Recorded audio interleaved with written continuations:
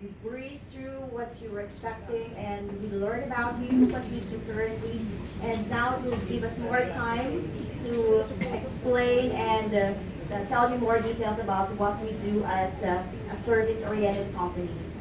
So after the presentation of DG, we'll hand over now the the presentation to Craig and Adrian. Then we're going to have a Q&A, panel discussions, and then we have lunch. So you'll enjoy lunch for today. Okay. So let me know if these are also some challenges that you experienced for this period. Being in the digital economy, do you have challenges in the way to conduct business digitally? From the Generation X, that's what Mr. Happiness mentioned, right? That you're on the Gen X, and then coping up, adapting now to the digital age. How do you now run your own business? Being a blogger, you're also in a way self-employed, right? You are subjected to a lot of criticisms if you were going back to the old ways, and then coming up with a digital strategy is something that's new to you or something you're not comfortable with. So are you also facing challenge on the business having it digitally inclined? Yes, so I see some of you nodding. And another challenge that I would like to highlight here is there's also challenge on the budget and the costing. So for example, you're a sales and marketing person, the cost of promotions, right? So if there are traditional billboards out there, how much does one billboard cost? Any idea that you could share to us? That big billboard in EDSA? It's around 300 to 500,000. Thousands. You're talking about hundreds of thousands of units. Just the cost of those billboards. And there are now digital billboards that even cost like twice as much as those physically printed billboards. Another buzzword that's predominant nowadays is the term big data and analytics.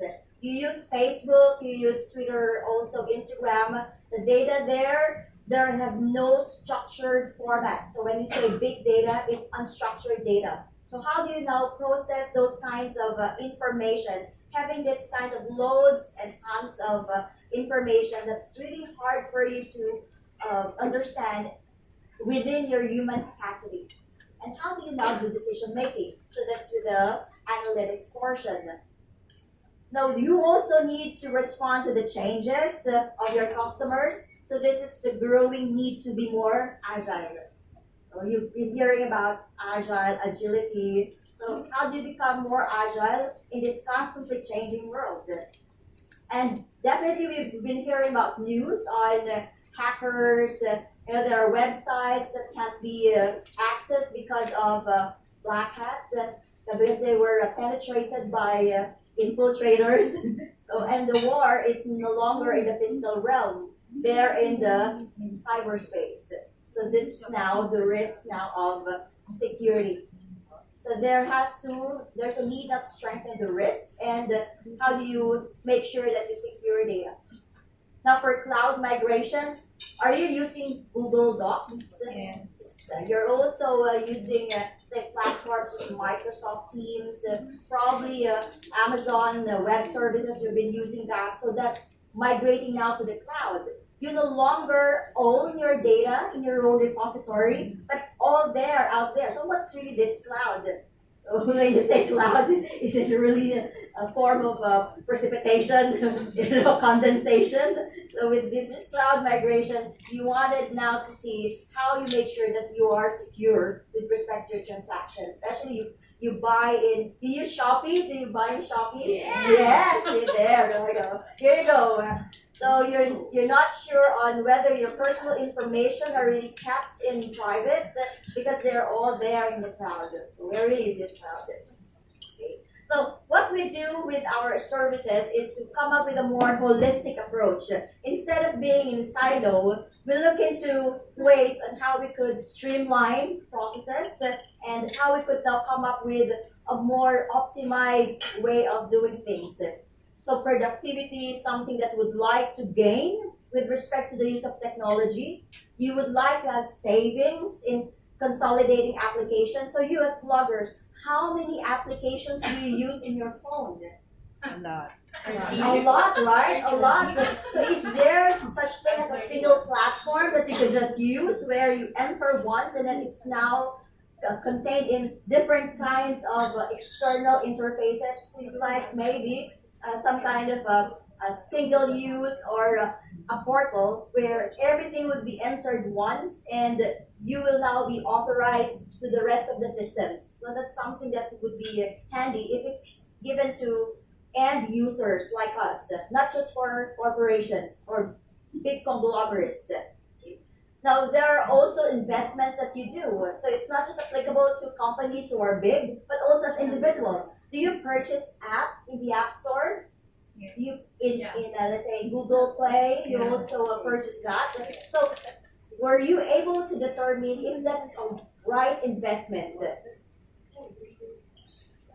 So determining the value of technology purchase prior to having it, prior to shelling out a peso or a dollar. You have to determine whether it's the right investment for you.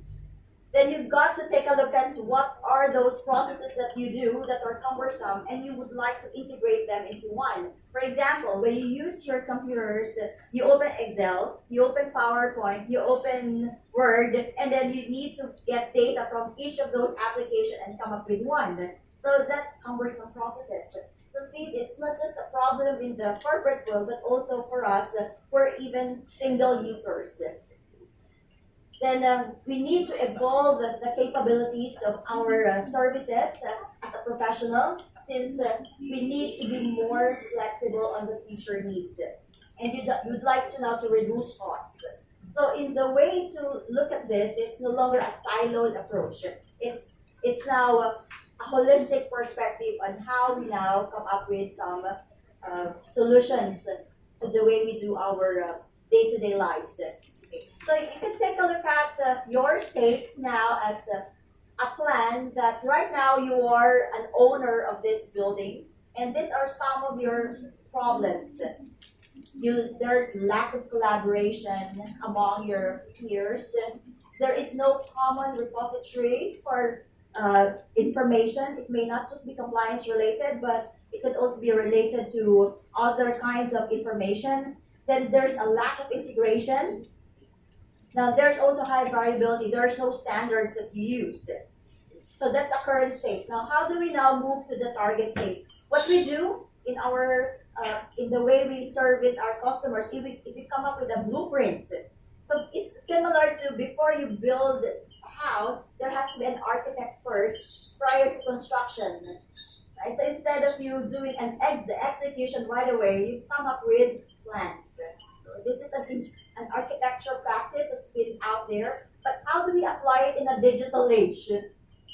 In the digitalization that you have, how you could now come up with this kinds of blueprinting. Then the target state is now built upon by a blueprint.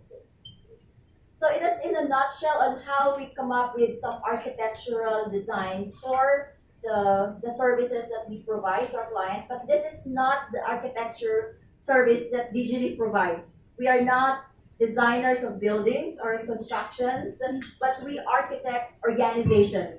So for example, there is a company who needs help on their plans and how they could now align the solutions to their plans. It's also a job of an architect. So there is now this job that's called an enterprise architect. So it's been a while in the US or in the European region, but in the Philippines, it's a totally young practice. So we've set up an association of enterprise architects for just 5 years here in the Philippines. Have you heard of it? Association of Enterprise Architects? No. So we really don't have that good promotions. Sorry, probably that's something that's new to you, but you've heard it first from me.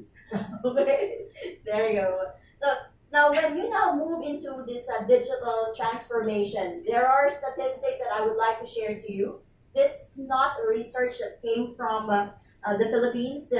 It came from the 2017 Harvey Nash KPMG CIO survey. So they surveyed 4,498 CIOs and technology leaders from December of 2016 up to April. So the statistics state that less than 1 in 5, these are the companies that say that they're very effective in digital transformation. See, it's less than 1 in 5 companies state that their digital transformation is very effective. So there's 63% that say that it's moderately effective, 19% not effective, 80% only very effective. Now, why is it that's the case? Probably you have some clients with you who are impressed only with the software, and then because they've heard there's a good review, they bought it, but they weren't able to map it whether they really need it or not, based on their requirements. So before buying that shiny solution, you really have to think about how you could make sure that the business requirements were met by these solutions. And if you're looking into information assets, there are only 3 out of 14 businesses extract little or no advantage from their information assets. So this is a very sad statistics, right? 3 out of 4 businesses extract little. So have you heard of the position title data scientists? Have you come across with them? So right now, data scientists, instead of coming up with an analysis, they become data janitors. They clean data. So instead of them doing analysis, and these are PhD graduates, they graduate from prestigious universities. They're really high paying. And when I say high paying, 6 digits, nearly close to $1 million peso salary per month. But what they do janitorial work for the data, because data is not clean, they're inaccurate. So when there are reports, you can't trust the reports, right? So it's something that's bothering us in the way we do business. So these are some statistics. The biggest obstacle to digital success is culture. So how do we relate that now in the Philippines? The Philippines itself embrace a lot of technology, a lot of digitalization now. What kinds of examples could you cite that you use digital in your day-to-day life? Mom, proud mom. What particular digital tool do you use on a regular basis? A lot. There's a lot of digital tools I use. Specifically for my blogs, it's the WordPress platform, and more on snipping tools for the pictures, things like that. Okay, things like that. So there is no problem individually in embracing those kinds of tools. But if you make it on a larger scale, like on a company level or a corporate level, if you're accustomed to what you use, and here you are being introduced by something new, there's a high resistance because you will need to learn about the new tool, and you're not comfortable with that. So overcoming resistance to change is the #1 obstacle. So that's the culture itself. So being in the Gen X, we've used to when we used to be in the university, we create reviewers that we really write on notes. That's the way for us to remember things, right? Most of you can relate to that. We can't have an exam without a reviewer. Do you do that, Craig? Yeah. In Australia? Oh, you do that? See, you're still note taking, right? But nowadays, they don't do that. The millennials, they have their phones with them, and they just take pictures of the slides of their teachers. And worse, they record what's going on in the classroom. So invasion of privacy, wiretapping law, they're violating that, but they don't really care.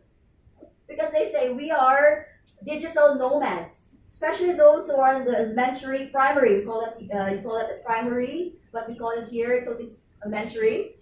They have this they're provided with iPads, with different kinds of technology in order for you to put down everything there, and you just have to read them as you go through your studies. So where is now the connection of the hand with the brain? How could we now memorize? So, like memorize is a thing of the past. How could you do memorization efficiently? So the way for us to adapt is we have to overcome this change. Overcoming this resistance is also the number one reason why the transformation to a digital world becomes a failure. Okay. So the hurdle, 43% is resistance to change. So yeah, I'm just applying it on the real life scenario because that's what you can relate to. But on a corporate setting, on government especially, like what particular government agency do you go where you experience slow service? Is there a government agency? But it has to be the reverse, right? The government should provide us with easy way to transact business. But in reality, it's not. So we won't name government agencies now because we might be, there might be some issues about that when we will be But under, published. under the new laws, they are now required to deliver or respond to our request for public service within a number of days.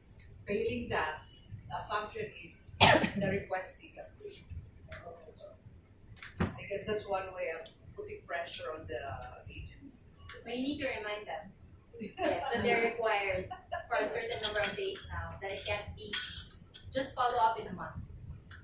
Yeah, so follow up in a month. So Adrian, you go to, let's say, a government agency, and then they'll say to you, come back in a month before you get that result.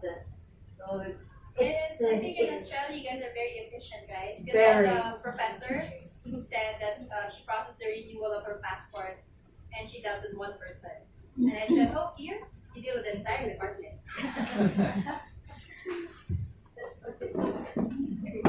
Well, renewal of driver's licenses and registration used to be a very, very slow process. You'd go into the department where you'd renew or whatever, and you'd have to line up and take ages. But now you just jump online. You probably do the same here, but you just jump online and pay your bill, and that's it. Done. But to be fair, I was in Department of Foreign Affairs. I just renewed my passport. In just a few days, so I was able to get right away my passport. Much easier compare 5 years ago, because now before it's 5 years before I renew your passport. That there was a tremendous improvement in sense of getting that my passport just yesterday I got my passport. I guess it's to put things in perspective, we actually do a shout out when a government agency does their job on time and in a really good way. It merits a shout out on Facebook or Twitter because it's so amazing and impressive that they're actually doing it right. That they do their You job. get really surprised. They're like, oh, shout out to everyone for doing their job well. although it's supposed to be expected, right? Yeah, so one really good example that I came across when I was working with Jim and Mike about 12 months ago was setting up a new company. So in the Philippines, when we heard that it takes a couple of weeks, a month, 2 months to set up a new company, we just couldn't believe it. In Australia, I can put in the forms, and within 24 hours, my company's up and running. Less than 24 hours. So that's probably one of the biggest differences that digital transformation can really bring. We have to transform. I There's guess always the a best, shout out for that. There's always a shout out. Yeah. I guess the best way to teach Australians patience is for them to conduct business here. Yeah. That's why, Find a starting partner. with you, Find a local right? partner. Yeah. Yes, Jenny. No, that's it. That's it. Okay. Now, only 25% based on the studies say that lack of budget is only 25%. So it's not really that high compared to the culture that's becoming the biggest hurdle in the digital transformation. So where are you? I would like to ask you now, as an individual, where are you as a DX? By the way, DX is the acronym we use for digital transformation. DX. Okay, DX. So DX, digital transformation. I know that. So where are you as a DX adopter? Are you an innovator? So an innovator is someone who's the one who conceptualizes things that hasn't been invented before. It's not yet existing in previous years, but you are the ones who thought about it. So that's an innovator. Then there is this early adopter, that someone who's taking a big risk, even if it's something that's not yet tested and it's something new that you've heard of, but you are willing to jump and then look into it how to be effective. So that's an early adopter. For early majority, they're more into, okay, we'll wait first if there are some people who would be using it, and then that's the time I come in. Okay. So careful than the previous two groups, the early majority, then late majority, slightly conservative and risk averse. So if you're a risk taker, that's on the innovator, early adopter, and early majority, but more on the risk averse are the late majority, and finally the laggards. The laggards, extremely frugal, unless it's been tested and a group of people would attest to it, that's the only time that they would be embracing it. So let's hear from those who haven't spoken yet on where they are as a digital transformation adopter. Are you an innovator? Are you an early majority? Where do you find yourself in this space? Are the lady here in front?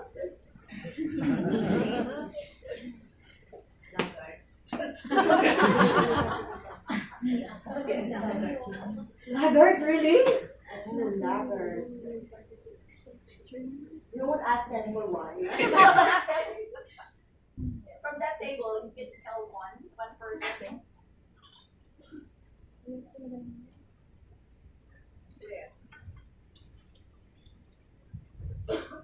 I think I'm more of an early adopter. I am very open to digital transformation or changes because I know that is the path that businesses and lifestyle is leading to.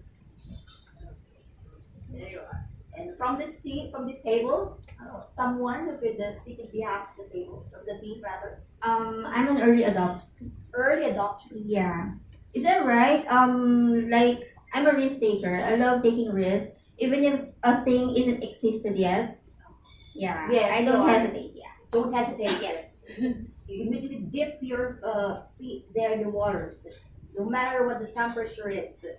Right? Whether it's too cold or too hot, doesn't matter to you. And you're willing to accept whatever trade-off there could be. So there are now some definitions. I'm giving you now these terminologies for you to use it the right way. When you go out of this room, you would say, we now learned it. We've been formally trained on how we use digitization. So if it's a British English, it's digitization with an S. So with Greg and Adrian, probably you're more using the S with an S. That's right. But since we're using American English, it's digitization with a Z with a Z for us. Usually we use the letter Z. The first time I went to Australia, and this call center agent was asking me to spell out that I mentioned about the letter Z. She can't understand me. And then I said, oh gosh, I'm in Australia. It should be Z, right? A and Z. And then the letter H, it's H. It's like in Pampanga. H. Now there are some spelling that we have to be more careful also. So digitization is the process of changing from analog to digital form. So for example, you have an application form on paper and you convert that into digital form, that's digitization. You didn't change any process with the way how that particular information in the form will now be used. So it's just converting, say, paper-based to electronic-based. Probably you use the tool, say, desktop publishing tool, web tools to format the particular application form. So taking an analog process and changes it to a digital form without any different in kind, and change to the process itself. The definition from Gartner. By the way, Gartner, we use them as a reference for definition of terms in technology. So so you're blogging, don't use Wikipedia as a source because anyone could change that. So for us in field of quality and standards, we never used Wikipedia, all those pedia. So go to a trusted source. Let's say International Standards Institute. Go to International Electronics Engineering website. That's where we get most of our definitions. Now here comes digitalization. It's not the use of digital technologies to change business model. So you now change the way you conduct business by means of adopting a digital technology. Example there is the adoption of an application, an app like Appreciate. Instead of sending vouchers, going to Starbucks and buy their voucher or GCs, you now use your phone to send out coffee to your friends. So you totally change the business model. So instead of you physically going to the establishment yourself, you use a different platform. So that's the digitalization part. Now what about digital transformation? Now digital transformation is bigger in context. It's a strategic business transformation wherein you change your business process, you change the way you deal with the customers, and you implement digital technologies as a whole and an integrated manner in order for them to provide service to your customer. So in short, digitization and digitalization are subset of digital transformation. Okay. Now if you can compare now the way digital transformation compared to this coming up with digitization, there is an analogy of a caterpillar. When you just have what we call, when you do it right, when you do digital transformation right, you convert or you morph the caterpillar into a butterfly. But if you do digital transformation the wrong way, you just have a fast caterpillar. So it's the same caterpillar, but didn't morph, didn't transform. So have you come across with this analogy, Craig? The butterfly. Just now. See, you've learned something in the Philippines. Okay. But the reference here, we got it from George Westerman. He's a research scientist in the MIT Sloan Initiative on the Digital Economy. So there's also a paper that we use to reference. So because it's easier for us to understand these concepts when we have analogy, right? Examples, and also way on how we compare real world to the digital world. So I would like to end here our introduction on digital transformation by telling you some of the reasons why we fail our transformation efforts. Number one is failure to really understand the way you do business. Because if you keep on just buying and buying technologies out there and you really don't understand your business model, you'll end up just buying those tools. This is where the saying, it goes like this, a fool with a tool is still a fool. Right? So we don't want to be fools. And also another is the inability to innovate. If you still think the way you do now and you won't change the way you think in the future, how could you now apply the cutting edge technologies? Missing the cultural connection is another aspect. And if you fail to look into the reason why you do investments, but you were just impressed by the technology, that's also a reason for failure. And you only have plans, all you have are ideas, but you can't execute. So inability to execute as well it's also a room for failure. So these are some tips for everybody who's going into digital transformation. And the reason why we started it first to give you an overview about it, because we don't want you to be just using the app, but because you've heard that this is good and something that is new, that's jumping into the bandwagon. But we would like to give you an awareness and be an educated user of any application that will be coming your way. So I will be giving you 5 minutes, 5 minute break for you to visit the restroom.